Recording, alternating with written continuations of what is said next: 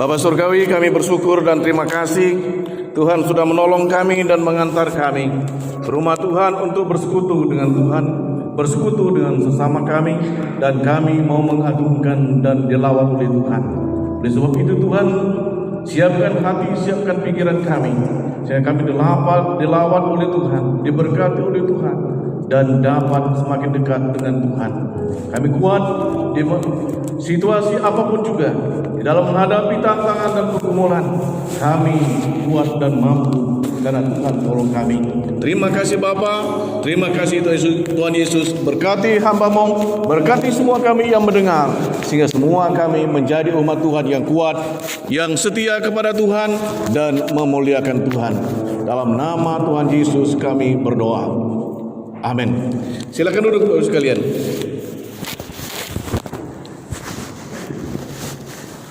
Firman Tuhan untuk kita hari ini dengan tema kuatkan dan teguhkan hatimu.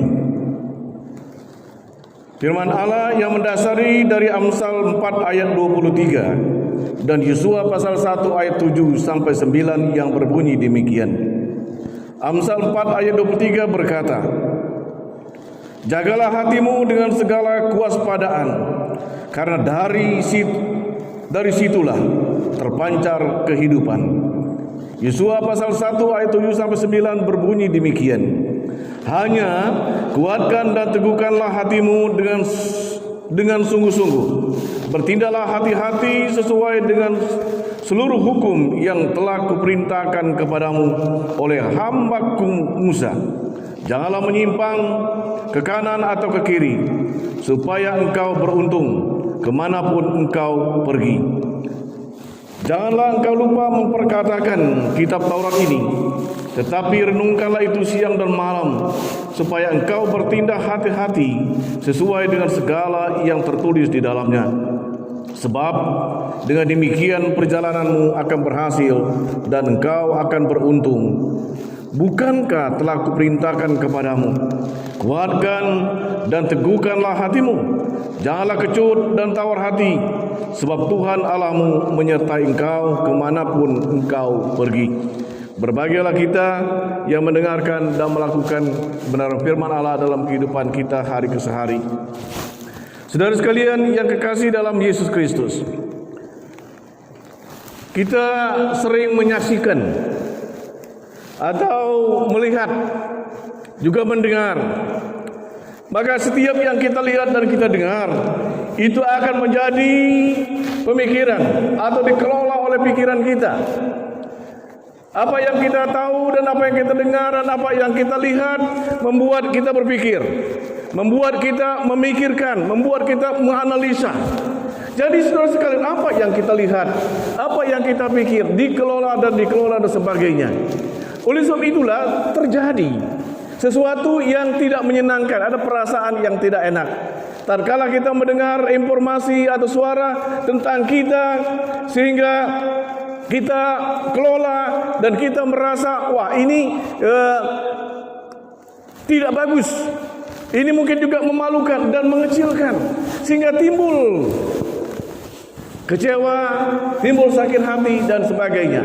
Mulai dari yang dilihat dan didengar, dikelola oleh pikiran. Nah saudara sekalian, setelah kita pikirkan, maka dia mempengaruhi perasaan. Pikiran itu telah kita kaji sedemikian rupa, membuat perasaan kita enak atau tidak enak, membuat perasaan kita nyaman atau tidak nyaman. Setelah kita kaji, kalau itu tidak menyenangkan dan menyangkut, misalnya menyakiti kita, mengecewakan kita dan sebagainya, maka perasaannya tidak enak. Tetapi kalau kabar gembira dan sebagainya, COVID-19 berakhir, ya senang semua kan? Itu informasi. Tapi COVID sekarang katanya di seluruh dunia, di kampung-kampung juga merajalela. Kapan berakhirnya? Hanya Tuhan yang tahu. Terus sekalian, ini sesuatu informasi yang mengganggu kadang-kala pikiran kita dan cara kerja kita dan perasaan kita. Nah setelah kita, saudara sekalian, kita pikirkan dan kelola hati, maka hati ini mengakibatkan sesuatu yang tidak nyaman. Apa dalam hati? Ada galau dan misalnya macam-macam yang terjadi dalam hati ini. Padahal hati itu yang menentukan dan mengambil keputusan setelah kita kaji dan kita kelola dan apa yang kita rasa. Maka saudara sekalian, kita perlu mendengar, memperhatikan suara hati kita. Nah, oleh sebab itulah saudara sekalian, kata firman Tuhan, kuatkan dan teguhkanlah hatimu. Karena dari pikiran, perasaan sampai kepada hati, tatkala hati goyah, tatkala hati itu mengambil suatu sikap atau keputusan, kamu harus begini dan sebagainya, maka hati tentunya mengalih kepada pikiran lagi. Setelah itu hati dan mulut berkata, aku lakukan ini. Saya percaya Tuhan Yesus, sedemikian lama saya pikirkan dan saya kaji. Akhirnya saya mantap dan saya katakan saya ikut Yesus. Hati tidak ada ragu, tidak ada bimbang, mantap. Saudaraku yang kekasih lamis, oleh sebab itulah kata firman Tuhan, kuatkan dan teguhkanlah hatimu. Tatkala hati kita tidak kuat, tatkala hati kita tidak mengalami goyah, maka akan mempengaruhi tindakan dan gerak kita, baik dalam rangka menyembah Tuhan dan mengagungkan Tuhan. Saudaraku yang kekasih dalam Yesus, kenapa Yesus Tuhan katakan kuatkan dan teguhkanlah hatimu? Yang pertama dalam pemahaman ini, Tuhan mengingatkan dan memberi petunjuk kepada kita bahwa hati itu menjadi penentu di dalam seluruh kehidupan kita. Hati itu menjadi suatu yang memutuskan apa yang akan kita lakukan dan kita katakan. Saudaraku yang kekasih dalam Yesus, oleh sebab itulah kata Tuhan, teguhkanlah hatimu, karena hati itu menjadi suatu penentu dalam kehidupan ini. Tuhan memberitahu dan mengingatkan kita bahwa ada tantangan yang akan mengganggu pikiran kita, mengganggu hati kita, yang mengganggu kehidupan kita, yang akan mengganggu gaya dan cara kita berpikir dan bergerak dan bekerja dan berusaha dan menghadapi kenyataan ini. Tuhan memberitahu saudara-saudara, kuatkan dan teguhkanlah hatimu, secara khusus dalam konteks ini untuk bangsa Israel. Ada tantangan. Tantangan itu yang membuat kita berpikir, membuat kita kuat atau tidak, membuat apakah saya dan saudara maju dan melangkah. Tuhan tidak menjanjikan yang enak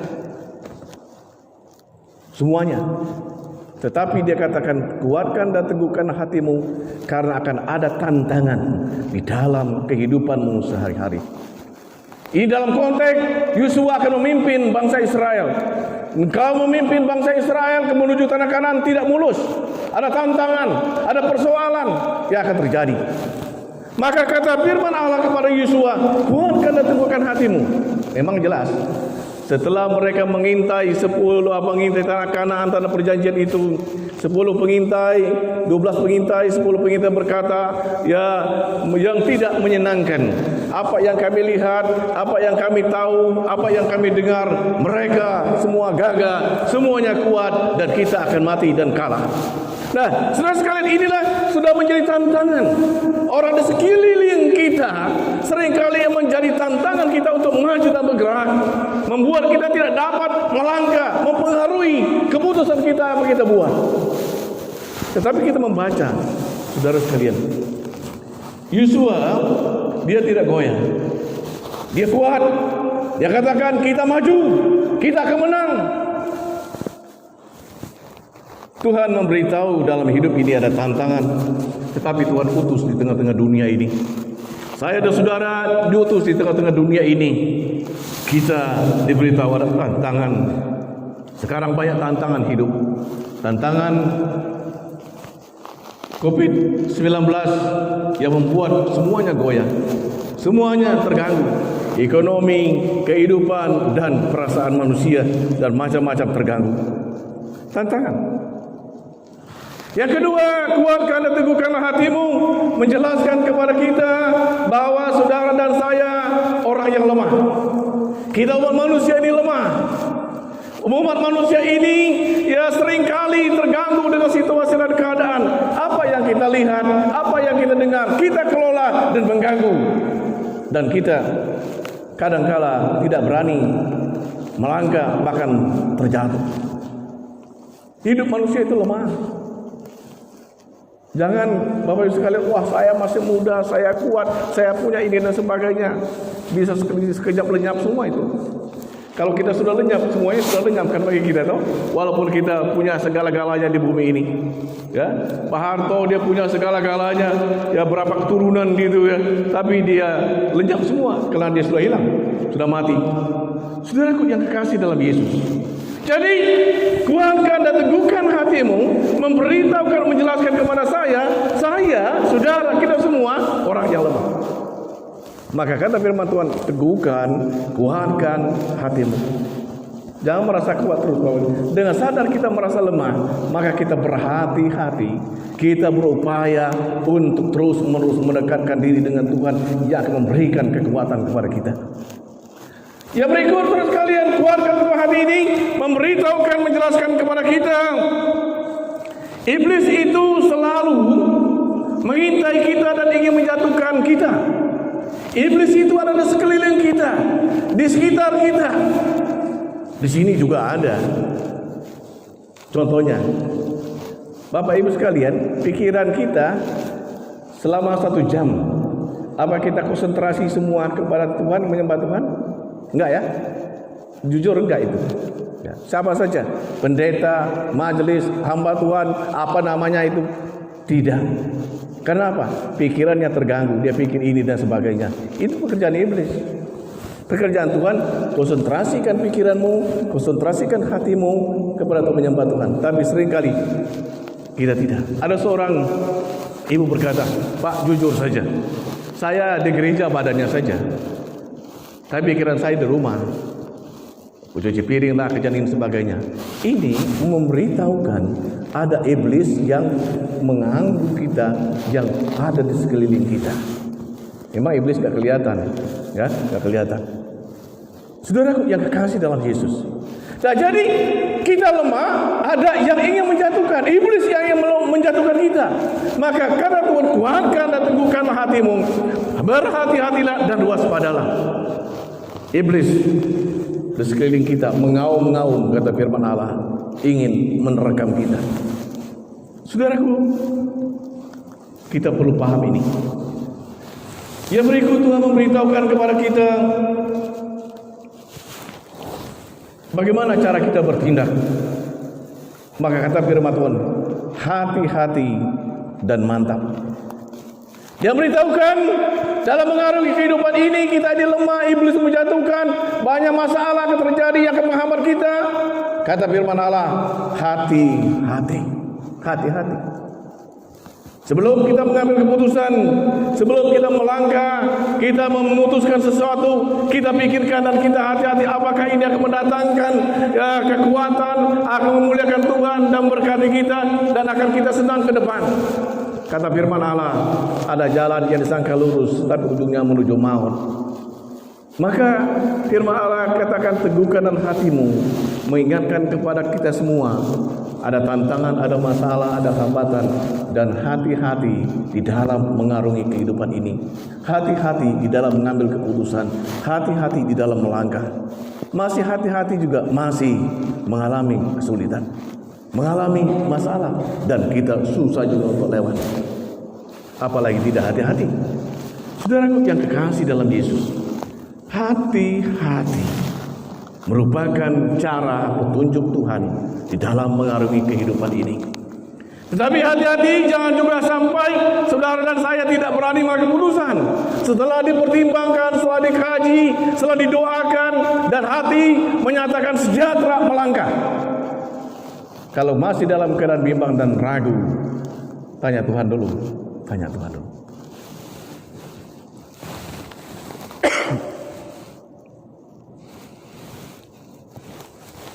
Yang terakhir menurut pemberitahuan ini, saudara sekalian, pertanda Tuhan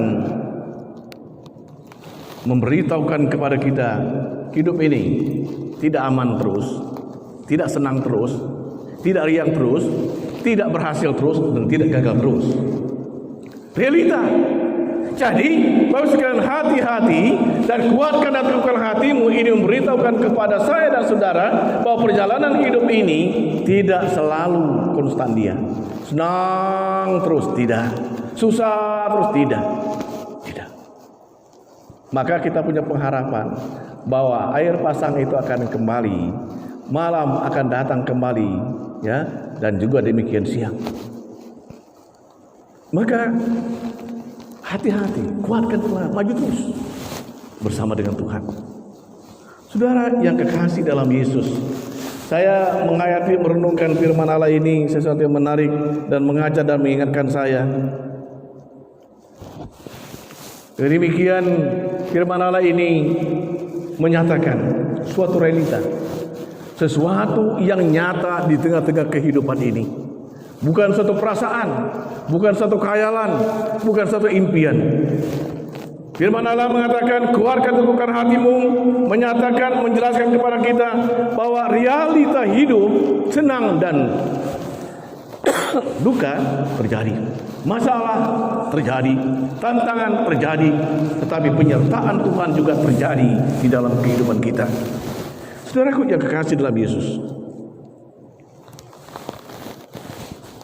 kalau kita renungkan lebih dalam, kenapa Tuhan memberitahu semacam ini? Artinya, saudara sekalian, Tuhan itu peduli. Tuhan itu memperhatikan. Tuhan itu sayang kepada saya dan saudara. Maka sebelum kita melangkah, Tuhan katakan dan ingatkan, kuatkan dan teguhkan hatimu. Ada tantanganmu, ada kesulitanmu. Iblis ingin menjatuhkanmu, ingin menghambat perjalanan hidupmu.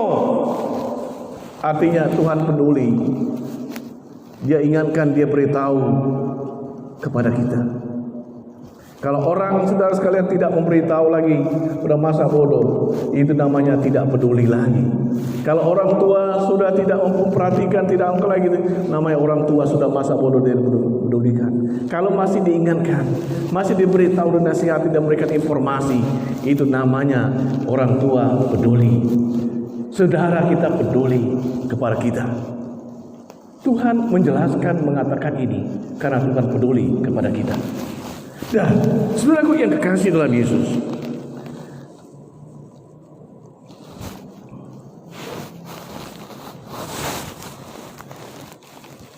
apa yang Tuhan mau dan Tuhan kehendaki di sini? Tuhan menghendaki agar kita hidup keseharian, paham, mengerti apa yang akan terjadi dan kita alami di hari-hari kehidupan kita. Saudara dan saya menyiapkan diri untuk menghadapi, ada yang senang, ada yang riang, ada gagal, ada berhasil dalam kehidupan ini. Ada yang menyusahkan, ada juga yang menyenangkan. Inilah hidup sehari-hari dan perlu kita pahami dan kita mengerti di situ. Agar kita tahu hidup manusia dalam keseharian. Dan demikian akan melahirkan kerendahan hati dan melahirkan orang-orang yang mengasihi Tuhan dan mengasihi sesama umat. Bukan orang yang angkuh, bukan orang yang sombong, tetapi orang yang rendah hati yang menyembah dan mengagungkan Tuhan. Saudaraku yang kekasih dalam Yesus, yang Tuhan inginkan dalam rangka ini supaya dan saudara sadar dan menyadari keadaan yang real, keadaan yang nyata yang kita hadapi di depan mata kita. Ada tantangan, ada kesulitan, ada rintangan, tetapi ada Tuhan yang bersama-sama dengan kita. Ada Tuhan yang selalu memegang tangan kita. Ada tangan Tuhan yang selalu terulur untuk menolong saya dan saudara tatkala kita menghadapi, tatkala kita mengalami pergumulan, kesulitan secara manusia tidak mampu lagi. Tuhan Yesus ada bersama-sama saya dan saudara. Realita yang tidak bisa dipungkiri, Tuhan ada di mana kita ada. Kadangkala kita saudara sekalian lupa bahwa kita dalam kesendirian.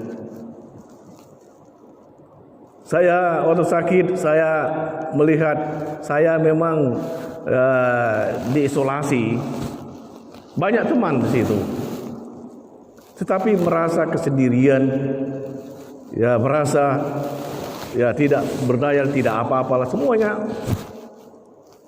Maka pernah saya katakan, rekening saya, ATM saya sudah kasihkan nomornya kepada ibu, karena saya sudah sampai kepada titik. Tapi Tuhan angkat, Tuhan tolong, memandang lagi kepada Tuhan, Tuhan sanggup. Saudaraku yang kekasih, inilah realita hidup manusia. Membuat kita rendah hati, membuat kita dapat bersama-sama dengan semua orang. Dan kalau kita menyadari bahwa realita hidup ini, kadangkala kita merasa angkuh. Kenapa? Karena kita merasa kuat dan merasa macam-macam yang punya dan sebagainya. Firman Allah mengatakan, meskipun engkau punya, meskipun engkau berpendidikan tinggi dan apapun bagaimana jabatanmu, tapi engkau tetap lemah manusia. Akan ada tantangan dan kesulitan. Saudara sekalian, kita perlu renungkan ini. Realita hidup. Ada tantangan, ada janji Tuhan, dan ada bersama-sama dengan kita. Yang berikut Tuhan memberitahukan dan mengajar kepada kita, saudara sekalian, selalu waspada, selalu berhati-hati. Firman Tuhan katakan, hati-hatilah, waspadalah. Itu memberitahukan, menjelaskan kepada kita yang saya jelaskan tadi, realita hidup yang akan terjadi. Maka berhati-hati. Tidak terkecuali orang tua, anak-anak muda, berhati-hati, waspada. Kalau orang tua mungkin lebih meningkat kehati-hatinya. Jalannya harus hati-hati, ya, hati-hati, takut jatuh. Ya kan begitu tuh. Ya, karena turun tangga harus jatuh, dia kan begitu. Memang orang tua itu ya sudah namanya sudah lemah ya. Ya. Saudara sekalian, waspada dan hati-hati akan menolong kita mengarungi kehidupan ini. Waspada dan hati-hati akan menolong kita terhindar dari hal-hal yang tidak kita inginkan. Jangan ceroboh, jangan sembrono di dalam mengarungi kehidupan ini. Hati-hati dan waspada. Dan bisa hati-hati itu tatkala kita bersama-sama dengan Tuhan, tatkala kita bersama-sama umat Tuhan. Saya kepingin sekali ngobrol sama dengan Bapak Ibu, ya, dekat ngobrol sih. Tetapi sekarang tidak bisa. Kalau saya saudara sekalian langsung ibadah, saya langsung ke kantor, itu sebenarnya bukan tidak mau. Saya ingin sekali. Tetapi supaya kita saling menolong, karena tidak tahu siapa yang pembawa dan siapa yang memberi. Kan begitu. Maka kita menjaga jarak satu sama lain. Saudaraku yang kekasih dalam Yesus. Nah, yang terakhir saya katakan saudara sekalian, Tuhan menghendaki saya dan saudara selalu dekat dengan Tuhan.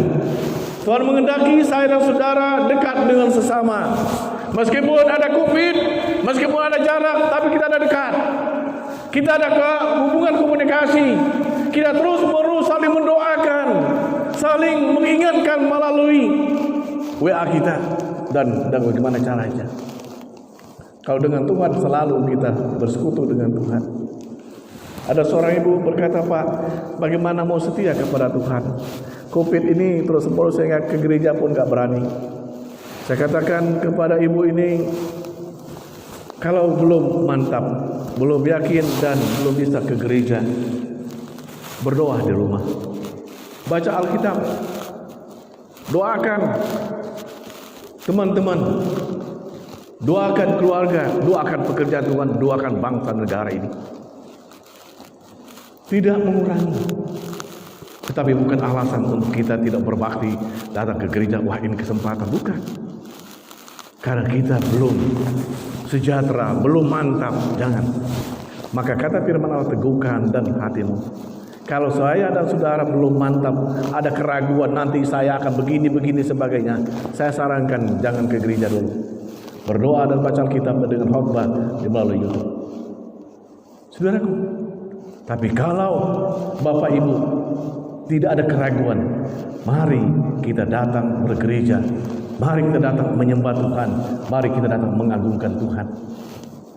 Saudaraku sekalian yang kekasih dalam Yesus, Tuhan menghendaki saya dan saudara dekat dengan Tuhan dan dekat dengan sesama, supaya kita berhati-hati mengarungi kehidupan ini, supaya kita berhati-hati menjalankan kehidupan ini, dan kita terlindung dari hal-hal yang tidak diinginkan. Tuhan Yesus memberkati kita. Tuhan Yesus akan melihara kita sampai kepada kekekalan. Amin. Kita berdoa. Tuhan Yesus, terima kasih untuk firman Allah yang singkat, yang mungkin kurang jelas. Bila Tuhan tolong kami, Tuhan mampukan kami untuk mencernanya lebih dalam. Jadikan firman Allah ini kekuatan, pengajaran, pemberitahuan, penuntun hidup kami, sehingga kami dapat mengarungi hidup ini bersama-sama dengan Tuhan dan tetap setia kepada Tuhan. Terima kasih Bapa, terima kasih Yesus. Dalam nama Tuhan Yesus Kristus kami berdoa. Amin.